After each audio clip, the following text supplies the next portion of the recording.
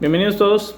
Vamos a continuar con la unidad 12, denominada Comportamiento Colectivo de las Sociedades en Masa. Estamos en la página 54.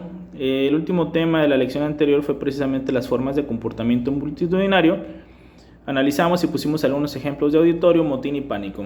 Lo que viene a continuación ahora es analizar ya no el tema de las multitudes, sino el tema precisamente de las masas. Y dice lo siguiente a la mitad de la página 54. Sociedad de masas es aquella que se caracteriza por la anonimidad, la movilidad, la especialización y la independencia de los valores tradicionales. Es decir, en un esquema de sociedades de masas, la anonimidad, es decir, la ausencia de nombre, genera pocas restricciones al comportamiento tradicional, a los valores tradicionales. Esa movilidad hace que muchas veces uno pueda tender a un comportamiento bajo el esquema de la anonimidad, que puede uno incurrir en faltas o yendo en contrasentido a lo que normalmente haríamos, ¿no? Y viene el siguiente tema, comportamiento de masas, para entenderlo mejor. Es el comportamiento no organizado, inestructurado, no coordinado de las masas en una sociedad de masas.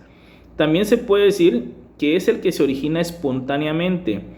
Es relativamente desorganizado, bastante impredecible y carente de un plan en curso de acción y que depende del interestímulo entre los participantes. Bueno, voy a plantearles dos casos bastante parecidos para que vamos viendo cómo las masas se pueden movilizar y generalmente responden a un estímulo, pero llegan estas movilizaciones o esta reacción por parte de las masas no necesariamente tiene una organización, sino es todo lo contrario, son desorganizadas, son inesperadas, no sabes cuándo pueden terminar necesariamente.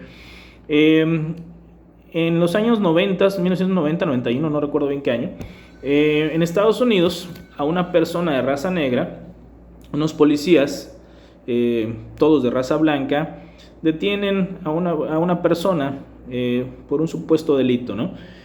La situación en aquel entonces, estamos hablando de los principios de los años 90, pues la gente no traía un celular como hoy en día que te puede servir para grabar una situación inmediatamente. Aunque existían o empezaban a existir los celulares, pues eran celulares que solo servían para hacer llamadas y eran demasiado grandes, eran prácticamente unos ladrillotes, ¿no? En ese momento, quien tuviera la oportunidad de grabar algo que estuviera sucediendo de manera imprevista y que llamara la atención, pues tendría que coincidir que cargara una cámara de video, ¿no? Que eran pues de tamaño relativamente medianas, ¿no? Y se dio una circunstancia de que cuando esta persona de raza negra lo detienen, los policías son grabados del otro lado de la acera, ellos sin saber, por supuesto, que lo estaban grabando, por una persona que desde su casa graba no solamente la detención, sino que una vez ya en el piso a esta persona de raza negra, los 6 policías le dan una golpiza en el suelo. Es decir, un policía puede detenerte, puede inmovilizarte, incluso te puede colocar esposas y subirte a una patrulla porque te haya capturado en flagrancia por algún delito, y obviamente te tiene que llevar ante las autoridades competentes para que te puedan procesar y puedan determinar si eres inocente o culpable. Pero recuerden que siempre existe la presunción de inocencia, es decir, que serás culpable hasta que te lo demuestren. Previamente tú eres inocente. El tema fue que en el video, y ustedes lo pueden encontrar en YouTube, fue muy famoso, se ve a estos policías colocando en el suelo, sometiendo en el suelo a esta persona de raza negra, y entre todos o entre varios de ellos dándoles una golpiza que dura varios minutos. Pues por supuesto que ahí hay brutalidad policíaca, porque ya pasas por encima de lo que sí puedes hacer como policía, que era la detención y subirte a una patrulla, por más que te estés resistiendo, son varios, ¿no? Y le dan una golpiza y queda grabada. La persona que graba esto lo manda a los medios de comunicación y provoca que venga la detención de los policías. Desde que se manda a los medios de comunicación, y repito, quiero que mencionemos el tiempo del que estamos hablando, eran épocas en que no era muy común que llegaran a los medios videos de denuncia filmados por la gente, porque la gente no tenía la herramienta como hoy un celular, es muy fácil grabar algo. Entonces, cuando llega a los medios de comunicación causa mucha indignación, sobre todo en los afroamericanos, las personas de raza negra de Estados Unidos, pero en general el tema del abuso policíaco.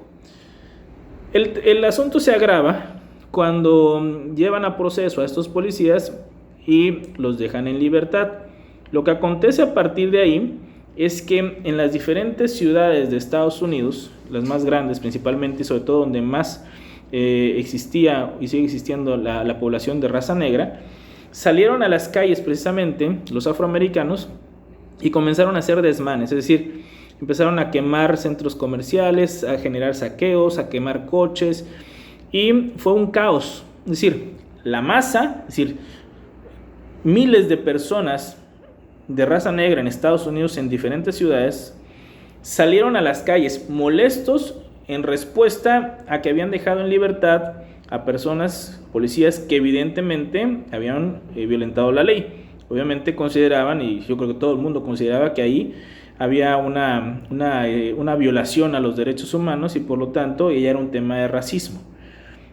¿Que lo dijo un juez? Pues sí, pero de todas maneras sentían que la ley no se había aplicado de la forma correcta y por lo tanto salieron a las calles a destrozar todo lo que podían encontrar. El asunto es que estos destrozos, estos saqueos, estas quemas de coches, de negocios, duraron varios días. Aquí, en aquel entonces no existían las redes sociales como para decir que se pusieran de acuerdo para algo, ¿no? Simplemente la gente con coraje, con rabia salió, más por supuesto los delincuentes que aprovechaban eso para realizar saqueos, etc. Pero llegó un punto en el que la única forma en la que se pudo controlar eso fue de cierta medida la autolimitación de la misma masa, que llegó al cansancio de decir, bueno, ya tuvimos nuestro desahogo, ya destrozamos. Sí, la policía buscaba, pero imagínense, los mismos policías eran los culpables o eran el motivo de esto, entonces era algo complicado para los policías meterse a controlar esto. Pero al final del día, o al final de varios días, mejor dicho, la misma gente, la misma masa fue la que después ya de sacar ese coraje poco a poco fue regresando. Aquí vemos cómo de forma inestructurada, sin organización, porque no existían redes sociales, la gente respondió un estímulo a un tema de violencia policíaca, dejaron en libertad a los policías y en masa salieron a demostrar su enojo. Y obviamente cuando lo veían en los medios de comunicación, en diferentes partes de Estados Unidos salían y seguían saliendo precisamente aprovechando ese caos social que se generó en aquellos días, sobre todo en la ciudad de Los Ángeles, ¿no? Ahora, en la actualidad, que en un caso parecido, en Minnesota, si no me equivoco, de igual forma someten a una persona de raza blanca, 4 o 5 policías, y terminan asfixiándolo cuando le ponen la rodilla en el cuello y termina siendo asfixiado esta persona. Decían ellos, o sea, en este caso los policías, que se había resistido al arresto y que había, al parecer, cometido un delito en una tienda con un tema de un billete falso, algo así de $20. Pero al final de cuentas, repito, existe la presunción de inocencia, se tiene que detener, se tiene que llevar, pero lo terminan matando. Recordando ese caso, que repito, fue muy sonado en los años 90, y alguno que otro más que se fue sumando a lo largo de lo que fue estos años en Estados Unidos, la gente salió molesta nuevamente a generar desórdenes, y eso es todo, pues estábamos en el encierro más fuerte de la pandemia. Vimos cómo en diferentes partes de Estados Unidos, ahora no solo las personas de raza negra, por supuesto en su mayoría eran ellos, también latinos y muchas personas de raza blanca salieron a manifestarse en las calles, a generar destrozos también, pero contra la brutalidad policíaca y sobre todo contra un tema de racismo, en específico hacia las personas de raza negra. Entonces vimos que esa movilización no solo se dio en Estados Unidos, salió el coraje, la rabia de ver cómo asesinaban a una persona por un tema que probablemente podía ser o no un delito. El asunto fue que ya no solo salieron en Estados Unidos, en diferentes partes del mundo comenzaron a salir diferentes colectivos, organizaciones y mucha gente por su propio pie a hacer protestas ante las embajadas de Estados Unidos en diferentes partes del mundo. En México también sucedió lo mismo, dentro de lo que es la Ciudad de México. Entonces vamos viendo cómo las masas se movilizan de una manera muy fuerte. Nosotros vivimos lo propio hace como 2 o 3 años, cuando un 5 de enero que viene o se tomó como motivo el alza de las gasolinas y vimos cómo saquearon los diferentes Oxxos y Modelo Plus dentro de lo que es la ciudad de Tapachula y algunas otras ciudades del país, pero principalmente aquí en Tapachula, en donde la gente estuvo vandalizando y saqueando precisamente estas tiendas. Vimos infinidad de imágenes en los medios de comunicación o nos llegan en las redes sociales donde había muchísima gente saqueando y saqueaban uno, lo iban por otro y por otro y por otro y no sabías en qué momento iba a detenerse eso. Prácticamente acabaron saqueando todos los Oxxos y Modelo Plus de lo que es la ciudad, hasta que de repente empezaron a salir ya con el uso de las Fuerzas Armadas a calmar un poco el tema de lo que se estaba viendo en la ciudad. Pero igual duró cerca de 2-3 días, si no me equivoco, lo que fue los saqueos. Entonces vemos cómo el poder de la masa y la masa desorganizada es muy fuerte, porque no tienes un control, no necesariamente hay un líder, sí responde a un estímulo, pero es tan imprevisto cómo van a reaccionar, que eso lo hace peligroso y eso le otorga precisamente ese poder social. Las grandes revueltas muchas veces surgen de esta manera, que puede ser relativamente espontánea, aunque sí proviene de algún estímulo en específico. Ahora, entendiendo esto, vamos a ver, al igual que lo vimos en las formas del comportamiento multitudinario, ahora lo vamos a ver en formas de comportamiento de masas, y van a ser 3: el rumor, la excentricidad o moda y la manía. Empezamos con el rumor. Información que se difunde rápidamente y que no está sustentada por hechos auténticos. Repito, el rumor es información que se difunde rápidamente y que no está sustentada por hechos auténticos. El chisme, generalmente, ¿no? De repente sabemos que hay una información y empieza a correr. Hoy en día es mucho más fácil con el tema de los celulares y las redes sociales. Pero aunque no lo tuviéramos, la humanidad siempre ha vertido precisamente estas informaciones con falta de sustento, que de repente empieza a correr ese chisme, esa desinformación, esa mentira o esa verdad a medias, que termina generando que la gente se comporte de una u otra manera. Y les voy a poner algunos casos concretos de rumor. En los años 80 y sobre todo los niños de principios de los 80 vivieron un tema de mucha desinformación respecto a lo que era, no solo los niños, en general, la población en general, ¿no? Respecto a lo que era la enfermedad o lo que es la enfermedad del SIDA. Fue una enfermedad que en los años 80 se potenció, es decir, empezó a incrementarse el número de contagiados precisamente. El tema es que, como era una enfermedad nueva, y ahorita lo estamos viendo precisamente con el coronavirus, que hay muchas situaciones que desconocemos todavía de esta enfermedad. O sea, se van aprendiendo sobre la marcha, sobre los resultados que se van obteniendo en los estudios médicos. Algo parecido sucedía con el SIDA, pero llegó un punto, y en esto me voy a centrar para el tema del rumor, en donde a muchísima gente, y pregúntenle a sus papás, a sus abuelos, a principios de los 80 les decían que no fueran a los baños públicos porque se podían contagiar de SIDA por sentarse precisamente en un baño, ¿no? Y hoy sabemos que eso es mentira. Es decir, hoy tenemos claro que por sentarte hacer tus necesidades en un baño público no te vas a contagiar de SIDA.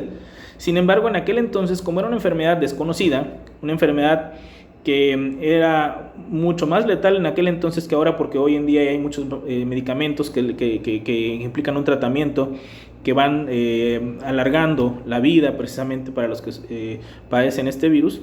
En aquel entonces no, era algo nuevo y la gente moría, y pues el tema de no tener una información correcta empezó a propiciar que alguien, porque seguramente alguien empezó con esta mala información o esta mentira, comenzó a decir que en los baños públicos se podía contagiar de SIDA a una persona que se sentara después de que alguien con SIDA se hubiera sentado en dicho baño.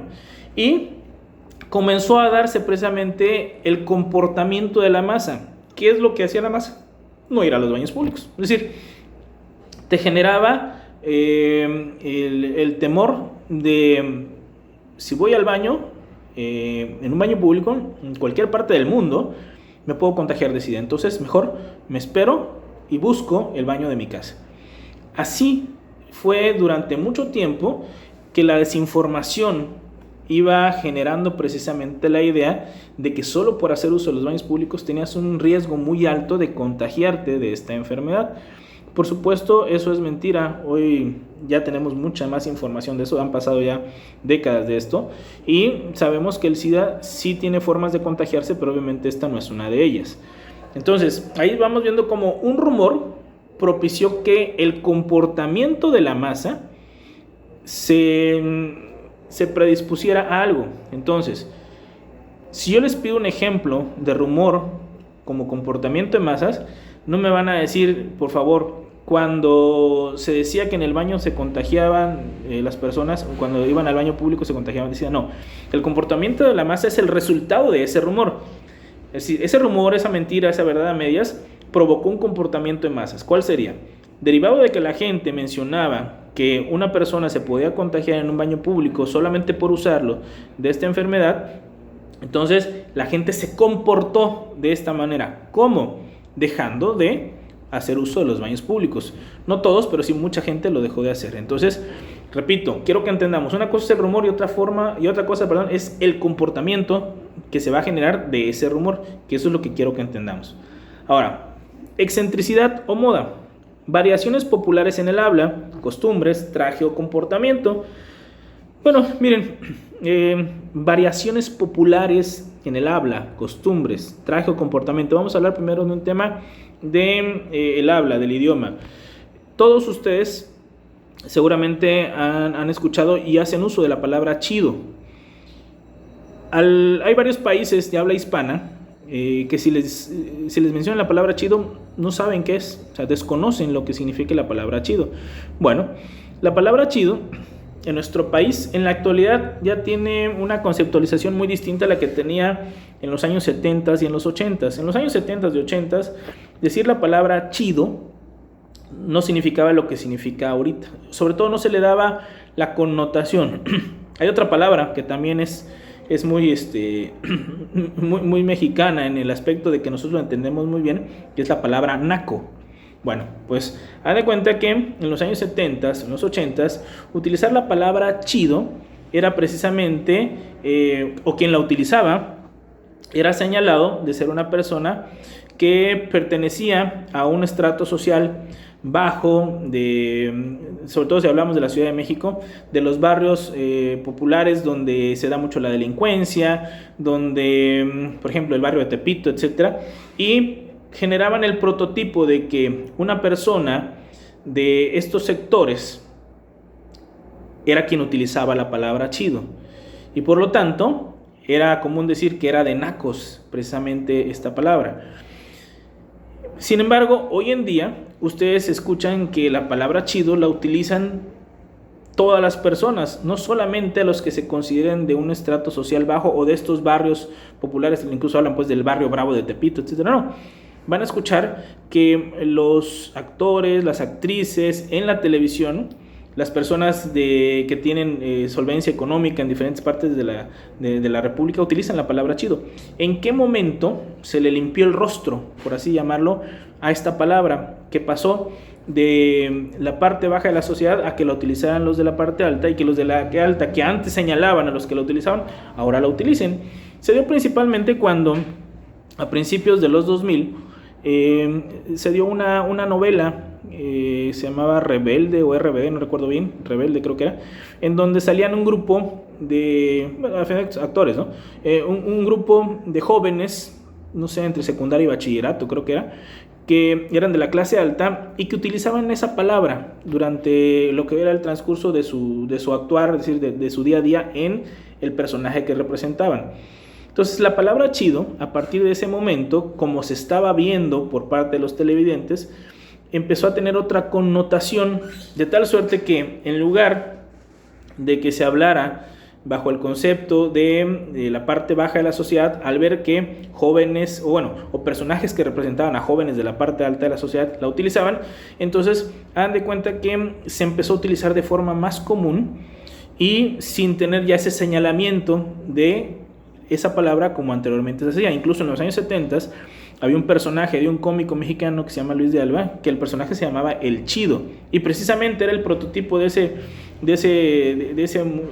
bueno, en aquel entonces ese muchacho de barrio, el arrabalero, el gandaya, el mujeriego, el que andaba piropeando a las mujeres, etcétera.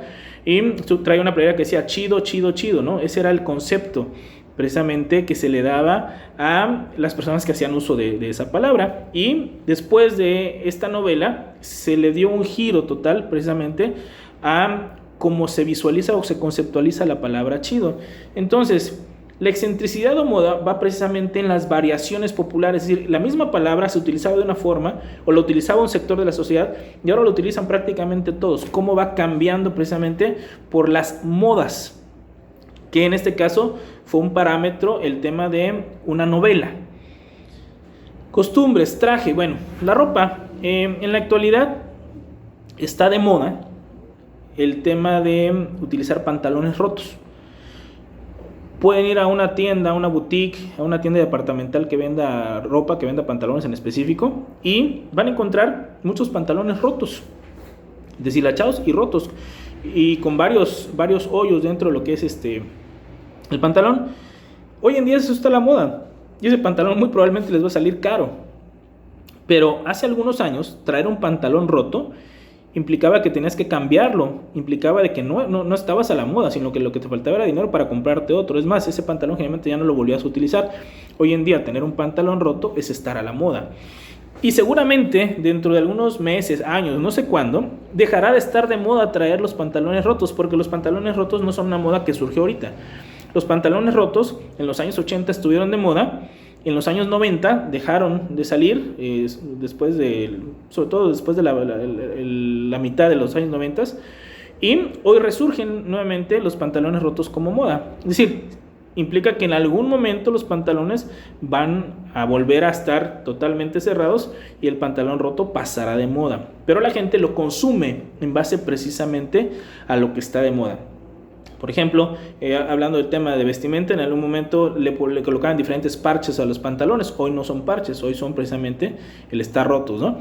En el tema de prendas de vestir, por ejemplo, tipos de camisas, blusas, etcétera, vamos viendo cómo van modificándose. Si vemos un programa de los años 80, de los años 90, vemos que muchas prendas de vestir de hombres y mujeres utilizaban hombreras. Hoy no se utilizan, pero creo que empiezan a salir nuevamente.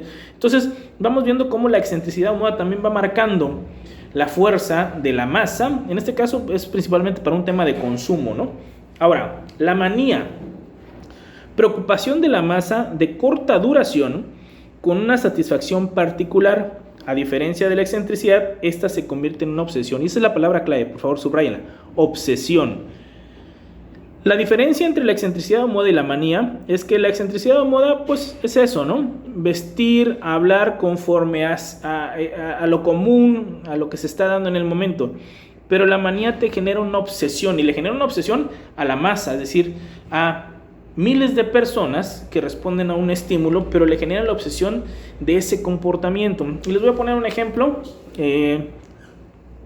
primero de lo que es una manía, aunque no, hablando de una manía, de un tema personal, de un tic personal que pueda tener alguien, ¿no?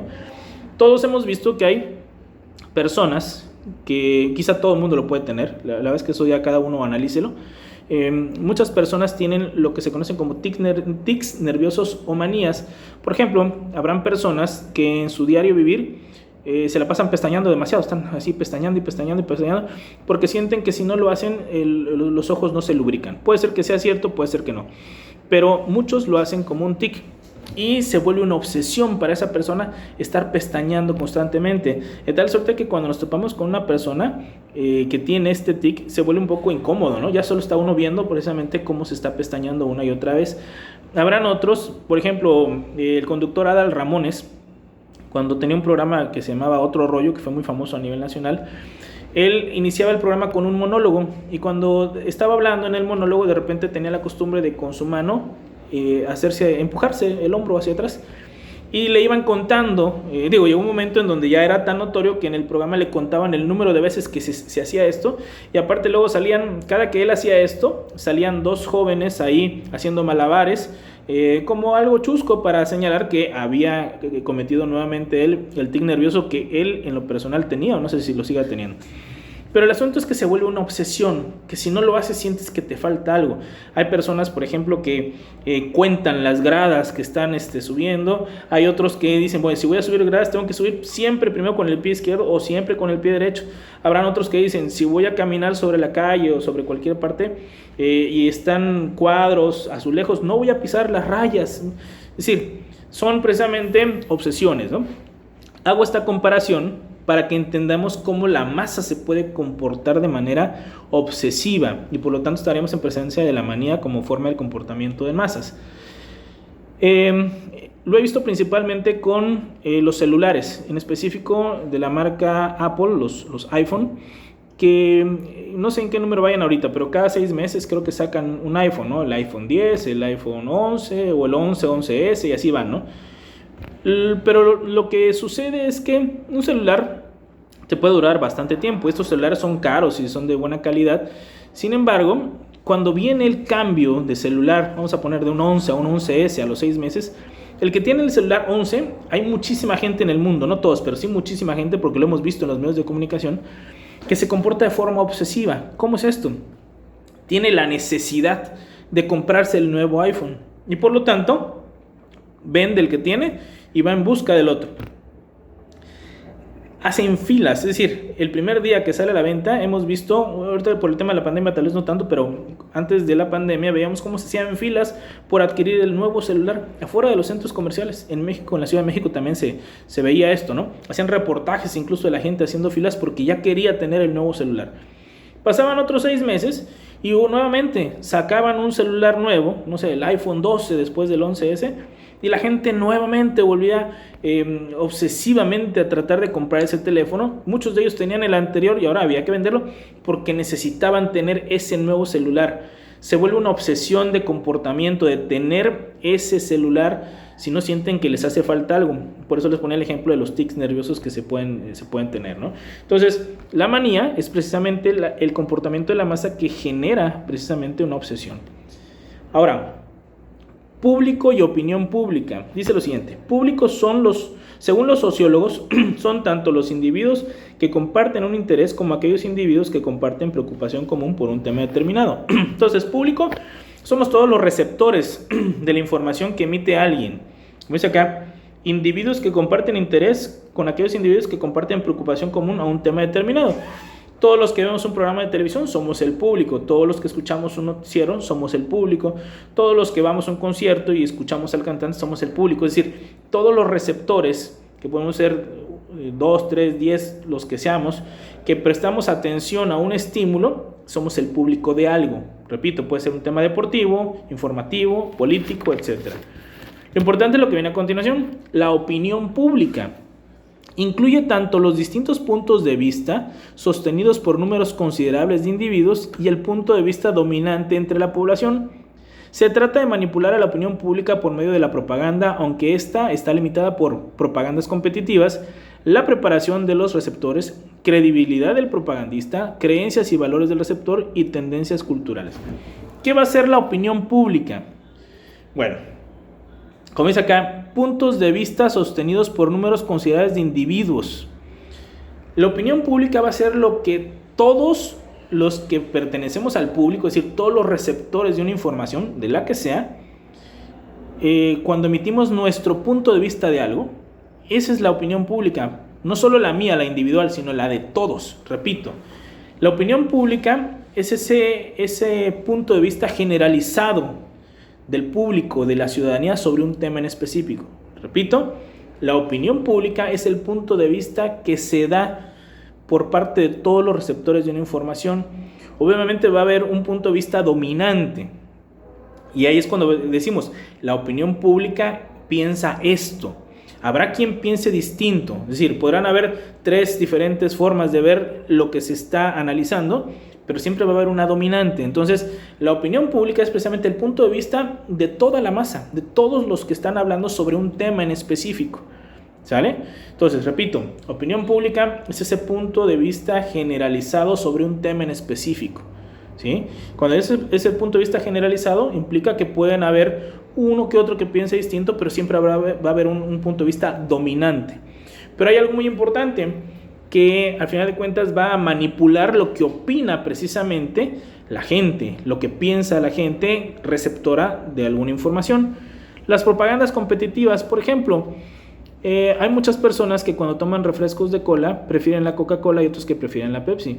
Siempre dirán, ¿por qué es más rico uno que otro? Sin embargo, vamos a ver que bajo el esquema del consumo hay varias partes del país en donde domina la Coca-Cola y otros donde domina la Pepsi. Pero hay un tema muy importante de propagandas competitivas porque el sabor es parecido. No son iguales, por supuesto, pero son muy parecidos. Sin embargo, la propaganda entre uno y otro hace que uno se determinen, sobre todo principalmente en nuestro país, por el tema de la Coca-Cola, porque hay una propaganda que te habla de que la Coca-Cola es un tema familiar, cuando hay fiesta, cuando hay Navidad, pues va acompañado de Coca-Cola. Entonces va marcando también las tendencias de lo que la gente piensa. Preparación de los receptores, credibilidad del propagandista. No es lo mismo que un médico te diga un tema del coronavirus a que te lo diga un vecino que no es médico. Entonces tú empiezas a creer de un tema si te lo dice una persona preparada y con un título sobre el tema, alguien que no lo es. ¿Crees o no crees? Y en base a eso vas a determinar tu opinión.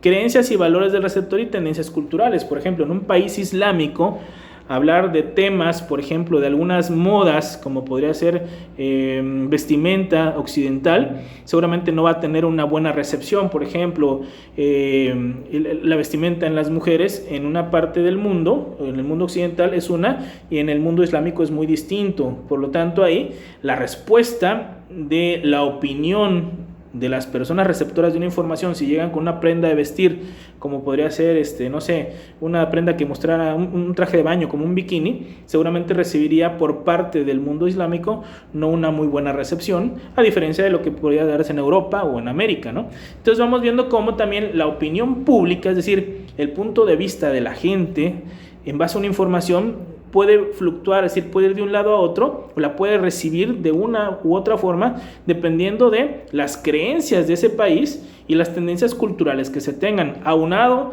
a quién es el que lo está emitiendo, tiene la capacidad, tiene un sustento para decirme con certeza que esa información es correcta y que yo le pueda o no creer en base a si estoy o no preparado para una información.